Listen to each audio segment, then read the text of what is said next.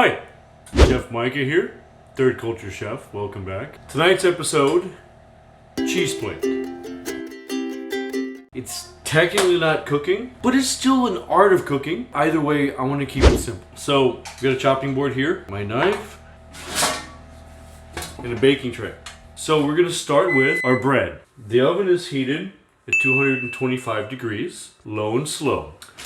I got some baguettes. It doesn't matter what kind of baguettes you get. You can get the boules, you can get sourdough bread, you can get multigrain bread. Doesn't matter. Your favorite type of bread. So I'm going to take this baguette and I'm just going to put some slices into it. I'm going to slice probably about 1/2 inch slices, but I'm not cutting all the way through the bread. I just want to cut right down to the very bottom of the seam right here. The reason for that is I want it to stay together as it's baking. That way, once it's done baking, we can pull it apart. So again, going about 1/2 inch slices all the way through.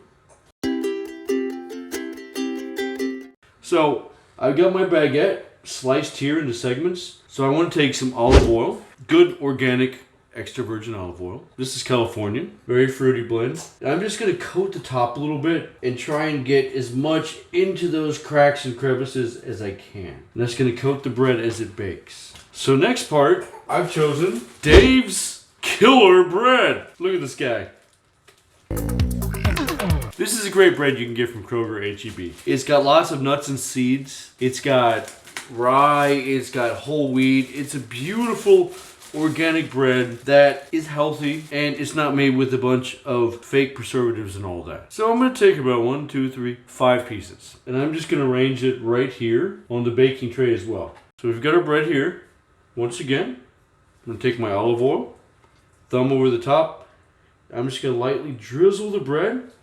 Just enough to kind of coat it, and it's going to get that golden brown, we call it GBD, golden brown delicious.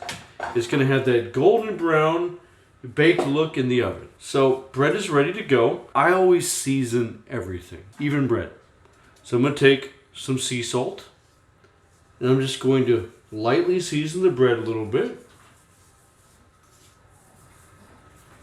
And I'm going to pop this into a 225 degrees Fahrenheit oven. I'm going to let it toast for probably about 6 to 7 minutes, low and slow, so it has almost a cracker consistency, because you don't want mushy when you're eating cheese. So here we go, into the oven.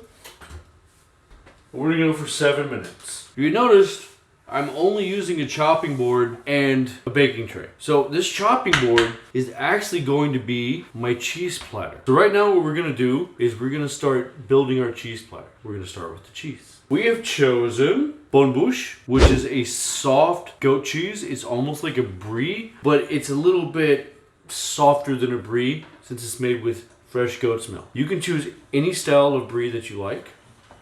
We're going to go with Murray's Stilton. Stilton cheese is a very funky British style cheese. It's traditionally blue cheese was aged in caves. It's made with a mold. Great for the intestinal tract. It has good bacteria in it. And it's got a salty funk that I really prefer. Not everyone likes blue cheese. That's okay. Not everyone has to eat the blue cheese on the cheese plate. And last but not least, this is a very strange cheese from Sweden. This is called brown cheese. It looks like a block of caramel. It's not sweet, but it has caramel notes to it. I don't know how it's made, honestly, but it's delicious. If you can find it, I found it at Kroger. So my basics here for a cheese plate, as far as choosing cheeses, I always go for SFF. Soft, firm, funky. So I want to choose a soft cheese, a firm cheese, and a funky cheese. So we have our 3 cheeses. Start of the show. We're going to start by cutting the cheese. Not what I meant. Anyways, so I'm going to start with my firm cheese. I'm just going to do slices. If you prefer, you can do cubes. You can do triangles. I prefer keeping it simple and just doing slices. I'm going to choose a corner of the board and just arrange my cheese right there. It's supposed to be rustic, it's supposed to be simple. Don't overthink it. One thing to be said about all cheeses though, pull it from the fridge before you serve it at least about 15 minutes if you can. Cheese tastes best at room temperature. I'm going to wait on my blue cheese and I'm going to go to my soft cheese next. Now, this is a really cool container. It's got the cool wood look going on. So I'm not going to bother pulling the cold cheese out of here. I'm just going to slice off the plastic up the top. I'm gonna leave it in the box and set it right there. So now I'm gonna move on to the Stilton. So I'm gonna go probably about a quarter of this cheese here. And I'm not gonna slice this one because it's so soft. You can see it's already crumbling. I'm just gonna set it right down the board. Now, blue cheese being an acquired taste, not everybody in the house is gonna eat this. I'll eat a majority of it. Babe's gonna eat a majority of it. Kids aren't gonna touch it. So that's fine. They're gonna go for the soft cheese and the caramel cheese. So next up, we're gonna go with the French would call accoutrements. Accoutrements are the accompaniments to the cheese plate. So I'm gonna start with grapes that have been washed. And I'm gonna take these clusters and I'm just gonna cut the stems just a little bit to make it easier to grab. I'm gonna find a spot on the board and I'm gonna pile it high as I can. With food, remember most of the time, the higher it is, the closer to heaven. Next, I wanna choose dried fruit. So you can choose figs, you can choose cranberries, raisins, sultanas, golden raisins, anything that you see, dried fruit wise, will work perfectly. Full of calcium, full of iron. It's a great thing as far as nutrients go, and it's tasty. And it's got a little bit of a chew to go with the cheese. You can chop it up and you can put on the toast. So I chose Turkish apricots. You can pick these up at Kroger as well. So I'm gonna open this up and I'm just gonna drop some apricots down here in a pile. Now the thing with a cheese platter is you're literally just arranging things on a plate in a colorful fashion. So I'm making it appealing to the eye by having my whites and reds and yellows and greens and whatever flavors that you have piled up in different spots, and the rest is up to you as you eat it. I want to add salt and acidity. I'm going to go with cornichons, which are pretty much French baby dill pickle. They're cute, they're fun, they're lovely, and they're hard to open. Alright, I am just taking pickles and I am arranging it on the plate. Stand by, we're experiencing technical difficulties. We're in a bit of a pickle. No big deal, we're gonna continue on. Okay, so I'm gonna control the amount of portions that I put on here. I wanna put 10 to 12. Next, I need another style of pickle in the form of olives. This is a saltier style of pickle. Use a fork when pulling your olives out because you don't want the olive liquid draining all over the board. If you like martinis, don't throw this liquid out. Keep the liquid in the jar. Next time you make a martini, whether vodka or gin, there you go, extra dirty martini. So I don't want to put all of them on here. I just want to put enough for everybody to enjoy some olives. Right next to the pickles. Again, making a little pile. Now, I want to get some meat on the plate. We need protein. Cheese has protein itself. Not everyone in my household is a cheese lover. So, I'm going to go with some pastrami and turkey pepperoni. Lower in calories, not as many nitrates in this. So the meats, I'm just going to take my meat and I'm going to roll up a little bit here over in the corner next to my brown Swedish cheese. You can do this any way that you want. You can do rolls. If you want to get all fancy, you can do little flower folds. You can just lay it on the plate if you like. It doesn't really matter. You're just filling up this platter here so that everyone can grab. It's going to be destroyed in a matter of minutes anyways. Now, if you like, I am a big fan of salami. I'm a big fan of prosciutto. Any kind of cured meat is perfect for this board here. In this case, we're using roast beef and turkey pepperoni. So, pepperoni, I'm gonna go right here next to it, and I'm just gonna let it fall. I'm gonna drop it here.